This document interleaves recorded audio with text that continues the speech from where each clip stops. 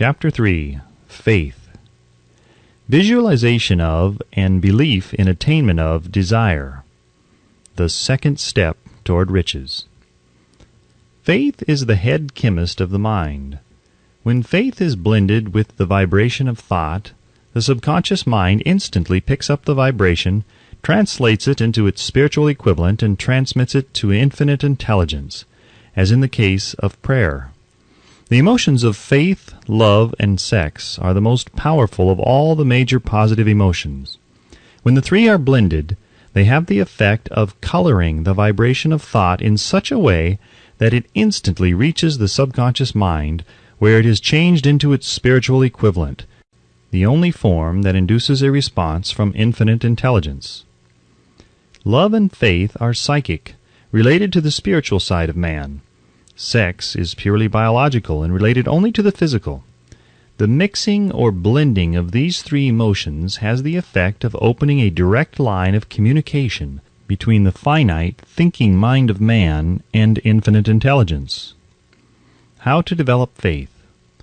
There comes now a statement which will give a better understanding of the importance the principle of autosuggestion assumes in the transmutation of desire into its physical or monetary equivalent, namely, faith is a state of mind which may be induced or created by affirmation or repeated instructions to the subconscious mind through the principle of autosuggestion. As an illustration, consider the purpose for which you are presumably reading this book. The object is, naturally, to acquire the ability to transmute the intangible thought of impulse of desire into its physical counterpart, money. By following the instructions laid down in the chapters on autosuggestion, believe it to be the truth. Every man is what he is because of the dominating thoughts which he permits to occupy his mind. Thoughts which a man deliberately places in his own mind and encourages with sympathy, and with which he mixes any one or more of the emotions, constitute the motivating forces which direct and control his every movement, act, and deed. Comes now a very significant statement of truth. Thoughts which are mixed with any of the feelings of emotions constitute a magnetic force which attracts from the vibrations of the ether other similar or related thoughts.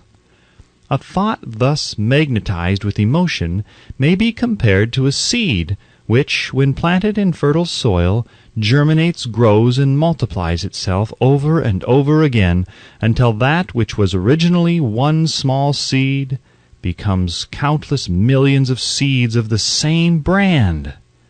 The ether is a great cosmic mass of eternal forces of vibration. It is made up of both destructive vibrations and constructive vibrations.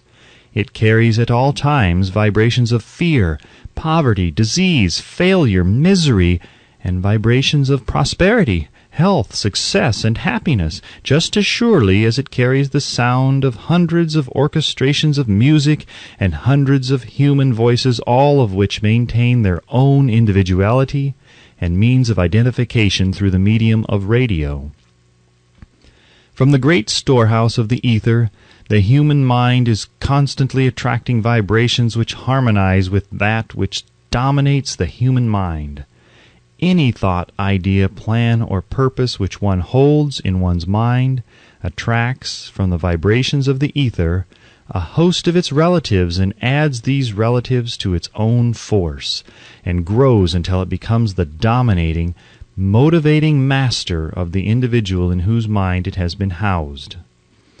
Now let us go back to the starting point and become informed as to how the original seed of an idea, plan, or purpose may be planted in the mind. The information is easily conveyed. Any idea, plan, or purpose may be placed in the mind through repetition of thought. This is why you are asked to write out a statement of your major purpose or definite chief aim, commit it to memory, and repeat it in audible words day after day until these vibrations of sound have reached your subconscious mind. We are what we are because of the vibrations of thought which we pick up and register through the stimuli of our daily environment. Resolve to throw off the influences of any unfortunate environment and to build your own life to order. Taking inventory of mental assets and liabilities, you will discover that your greatest weakness is lack of self-confidence. This handicap can be surmounted, and timidity translated into courage through the aid of the principle of autosuggestion. The application of this principle may be made through a simple arrangement of positive thought impulses stated in writing, memorized and repeated until they become a part of the working equipment of the subconscious faculty of your mind. Self-confidence formula. First, I know that I have the ability to achieve the object of my definite purpose in life.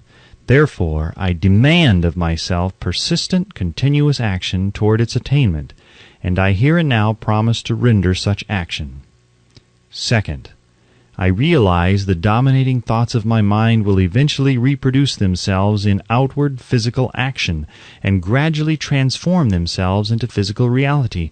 Therefore, I will concentrate my thoughts for 30 minutes daily upon the task of thinking of the person I intend to become, thereby creating in my mind a clear mental picture of that person. Third, I know through the principle of autosuggestion any desire that I persistently hold in my mind will eventually seek expression through some practical means of attaining the object back of it. Therefore, I will devote 10 minutes daily to demanding of myself the development of self-confidence.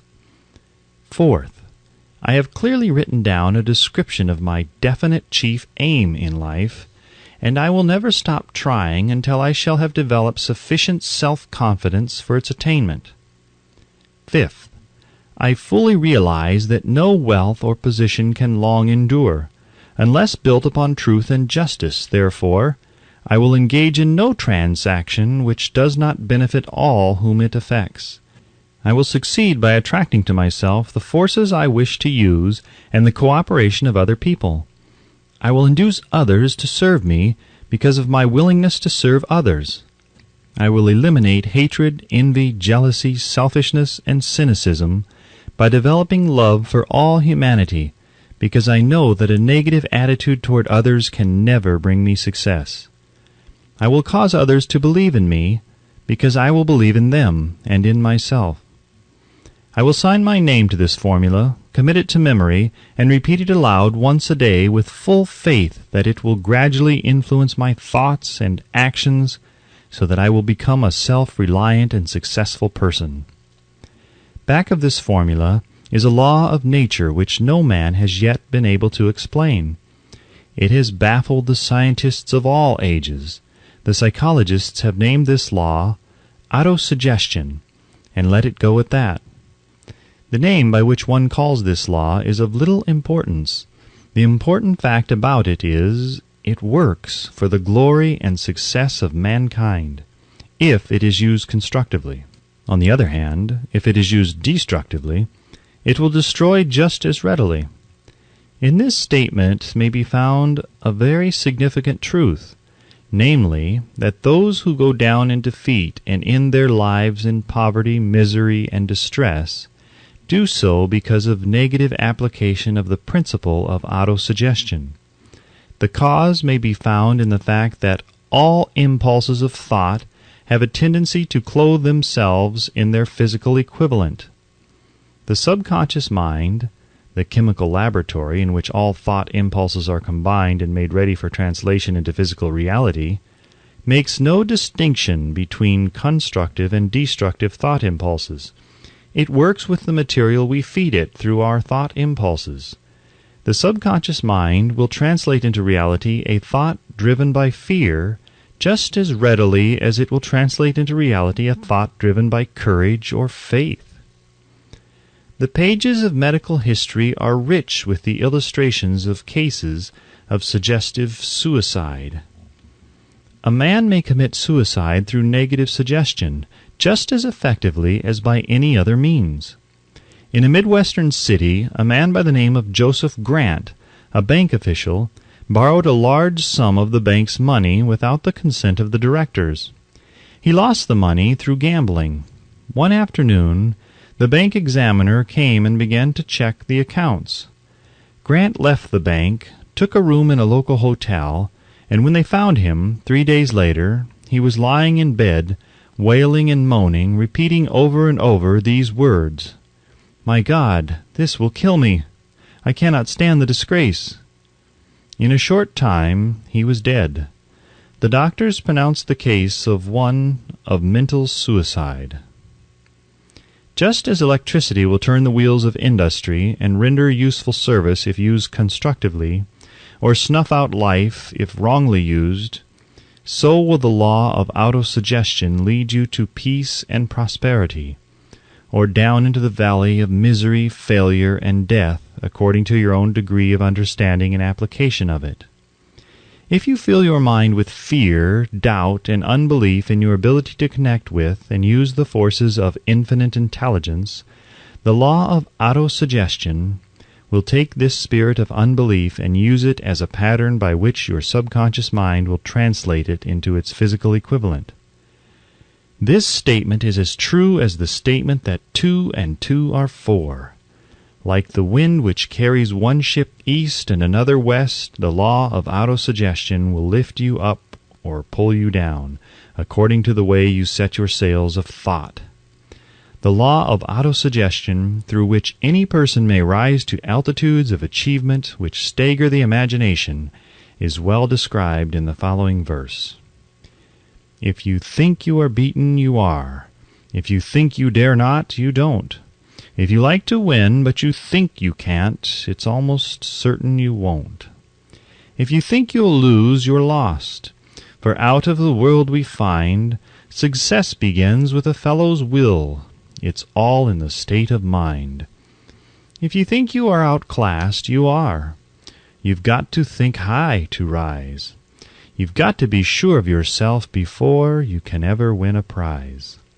Life's battles don't always go to the stronger or faster man, but soon or late the man who wins is the man who thinks he can.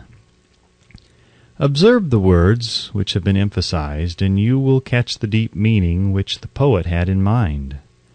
Somewhere in your make-up, perhaps in the cells of your brain, there lies sleeping the seed with whose courtesy it is here reprinted. A pretty after-dinner speech for $1 billion.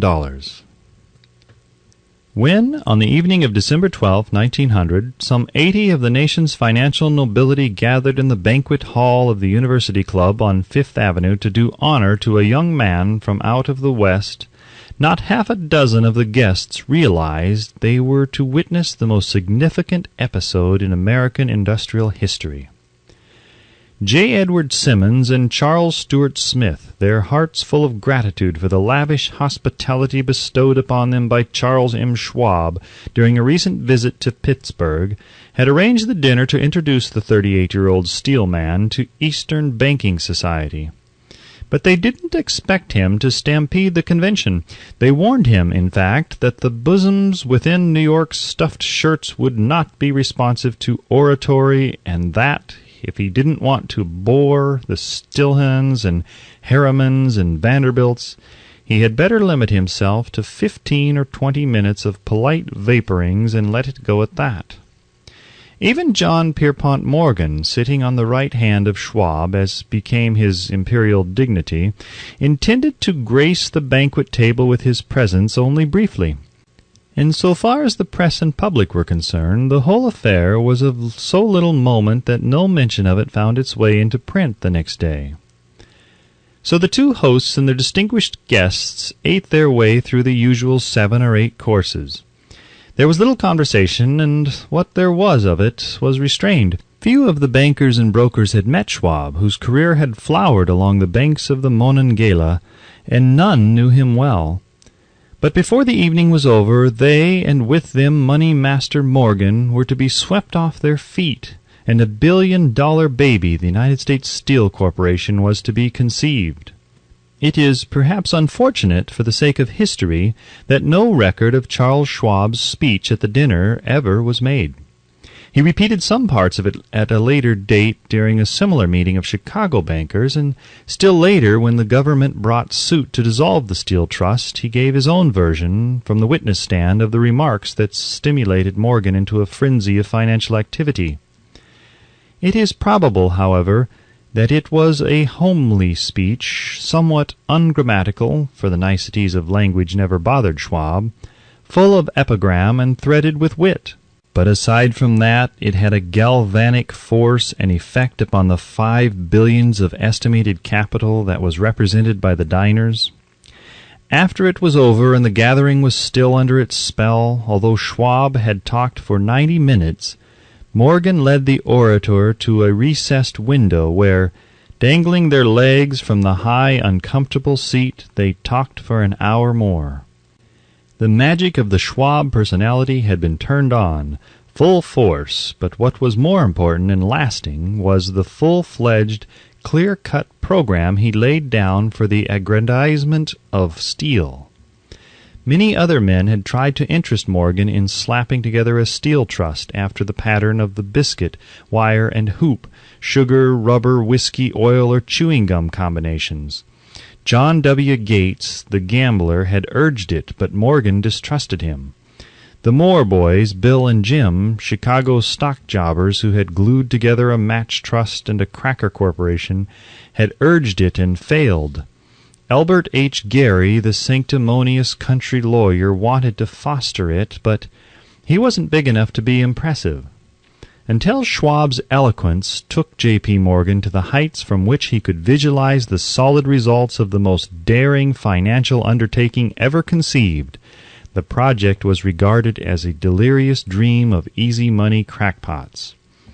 The financial magnetism that began a generation ago to attract thousands of small and sometimes inefficiently managed companies into large and competition-crushing combinations had become operative in the steel world through the devices of that jovial business pirate John W. Gates. Gates already had formed the American Steel and Wire Company out of a chain of small concerns, and together with Morgan had created the Federal Steel Company. The National Tube and American Bridge Companies were two more Morgan concerns, and the Moore brothers had forsaken the match and cookie business to form the American Group, tin plate, steel hoop, sheet steel, and the National Steel Company. But by the side of Andrew Carnegie's gigantic vertical trust, a trust owned and operated by 53 partners, those other combinations were tiny. They might combine to their heart's content, but the whole lot of them couldn't make a dent in the Carnegie organization, and Morgan knew it. The eccentric old Scot knew it too. From the magnificent heights of Skibo Castle he had viewed, first with amusement and then with resentment, the attempts of Morgan's smaller companies to cut into his business. When the attempts became too bold, Carnegie's temper was translated into anger and retaliation. He decided to duplicate every mill owned by his rivals. Hitherto he hadn't been interested in wire, pipes, hoops, or sheet. Instead, he was content to sell such companies the raw steel and let them work it into whatever shape they wanted. Now, with Schwab as his chief and able lieutenant, he planned to drive his enemies to the wall. So it was that in the speech of Charles M. Schwab, Morgan saw the answer to his problem of combination. A trust without Carnegie, giant of them all, would be no trust at all, a plum pudding, as one writer said, without the plums. Schwab's speech on the night of December 12, 1900, undoubtedly carried the inference, though not the pledge, that the vast Carnegie enterprise could be brought under the Morgan tent. He talked of the world future for steel, of reorganization for efficiency, of specialization, of the scrapping of unsuccessful mills and concentration of effort on the flourishing properties of the economies in the ore traffic, of economies in overhead and administrative departments, of capturing foreign markets. More than that, he told the buccaneers among them wherein lay the heirs of their customary piracy. Their purposes, he inferred, had been to create monopolies, raise prices, and pay themselves fat dividends out of privilege. Schwab condemned the system in his heartiest manner. The short-sightedness of such a policy, he told his hearers, lay in the fact that it restricted the market in an era when everything cried for expansion. By cheapening the cost of steel, he argued, an ever-expanding market would be created, more uses for steel would be devised, and a goodly portion of the world trade could be captured. Actually, Though he did not know it, Schwab was an apostle of modern mass production. So the dinner at the University Club came to an end. Morgan went home to think about Schwab's rosy predictions. Schwab went back to Pittsburgh to run the steel business for wee Andra Carnegie, while Gary and the rest went back to their stock tickers to fiddle around in anticipation of the next move. It was not long coming. It took Morgan about 1 week to digest the feast of reason Schwab had placed before him. When he had assured himself that no financial indigestion was to result, he sent for Schwab and found that young man rather coy. Mr. Carnegie, Schwab indicated, might not like it if he found his trusted company president had been flirting with the Emperor of Wall Street, the street upon which Carnegie was resolved never to tread. Then it was suggested by John W. Gates, the go-between, that if Schwab happened to be in the Bellevue Hotel in Philadelphia, J.P. Morgan might also happen to be there.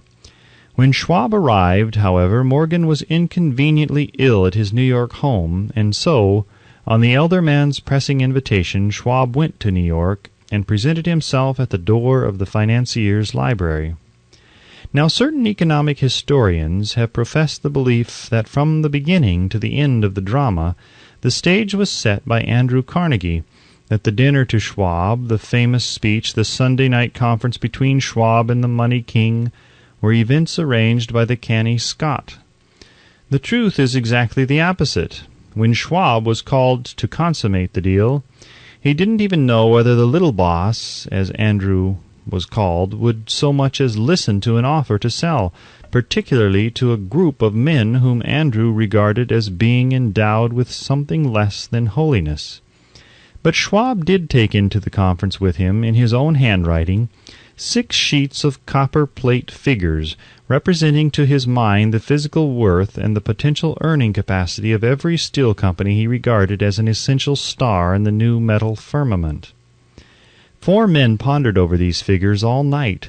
The chief, of course, was Morgan, steadfast in his belief in the divine right of money.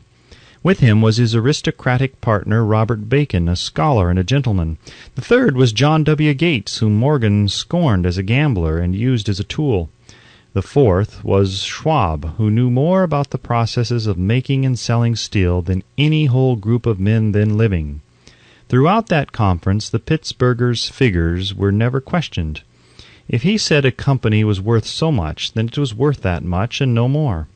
He was insistent, too, upon including in the combination only those concerns he nominated. He had conceived a corporation in which there would be no duplication, not even to satisfy the greed of friends who wanted to unload their companies upon the broader Morgan shoulders.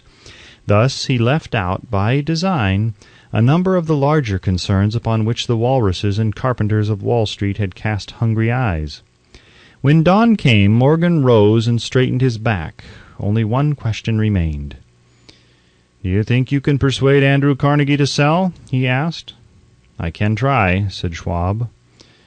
"If you can get him to sell, I will undertake the matter," said Morgan. So far so good, but would Carnegie sell? How much would he demand? Schwab thought about $320 million. What would he take payment in? Common or preferred stocks? Bonds? Cash? Nobody could raise $333 million in cash. There was a golf game in January on the frost-cracking heath of the St. Andrew's Links in Westchester, with Andrew bundled up in sweaters against the cold and Charlie talking volubly, as usual, to keep his spirits up. But no word of business was mentioned until the pair sat down in the cozy warmth of the Carnegie cottage hard by. Then, with the same persuasiveness that had hypnotized 80 millionaires at the University Club, Schwab poured out the glittering promises of retirement and comfort, of untold millions to satisfy the old man's social caprices. Carnegie capitulated, wrote a figure on a slip of paper, handed it to Schwab, and said, "All right, that's what we'll sell for." The figure was approximately $400 million, and was reached by taking the $320 million mentioned by Schwab as a basic figure, and adding to it $80 million to represent the increased capital value over the previous 2 years. Later, on the deck of a transatlantic liner, the Scotsman said, ruefully to Morgan, "I wish I had asked you for 100 million more." "If you had asked for it, you would have gotten it," Morgan told him cheerfully. There was an uproar, of course. A British correspondent cabled that the foreign steel world was appalled by the gigantic combination. President Hadley of Yale declared that unless trusts were regulated, the country might expect an emperor in Washington within the next 25 years. But that able stock manipulator, Keene, went at his work of shoving the new stock at the public so vigorously that all the excess water, estimated by some at nearly 600 million, was absorbed in a twinkling. So Carnegie had his millions, and the Morgan Syndicate had 62 million for all its trouble, and all the boys from Gates to Gary had their millions. The 38-year-old Schwab had his reward. He was made president of the new corporation and remained in control until 1930. The dramatic story of big business which you have just finished was included in this book because it is a perfect illustration of the method by which desire can be transmuted into its physical equivalent. I imagine some readers will question the statement that a mere intangible desire can be converted into its physical equivalent. Doubtless, some will say, you cannot convert nothing into something. The answer is in the story of the United States Steel. That giant organization was created in the mind of one man. The plan by which the organization was provided with the steel mills that gave it financial stability was created in the mind of the same man. His faith, his desire, his imagination, his persistence were the real ingredients that went into the United States Steel. The steel mills and mechanical equipment acquired by the corporation after it had been brought into legal existence were incidental, but careful analysis will disclose the fact that the appraised value of the properties acquired by the corporation increased in value by an estimated $600 million by the mere transaction which consolidated them under one management. In other words, Charles M. Schwab's idea, plus the faith with which he conveyed it to the minds of J.P. Morgan and the others, was marketed for a profit of approximately $600 million, not an insignificant sum for a single idea. What happened to some of the men who took their share of the millions of dollars of profit made by this transaction is a matter with which we are not now concerned. The important feature of the astounding achievement is that it serves as unquestionable evidence of the soundness of the philosophy described in this book, because this philosophy was the warp and the woof of the entire transaction. Moreover, the practicability of the philosophy has been established by the fact that the United States Steel Corporation prospered and became one of the richest and most powerful corporations in America, employing thousands of people, developing new uses for steel, and opening new markets, thus proving that the $600 million in profit which the Schwab idea produced was earned. Riches begin in the form of thought. The amount is limited only by the person whose mind the thought is put into motion. Faith removes limitations. Remember this when you are ready to bargain with life for whatever it is that you ask as your price for having passed this way. Remember also that the man who created the United States Steel Corporation was practically unknown at the time. He was merely Andrew Carnegie's Man Friday, until he gave birth to his famous idea. After that, he quickly rose to a position of power, fame, and riches. There are no limitations to the mind except those we acknowledge. Both poverty and riches are the offspring of thought.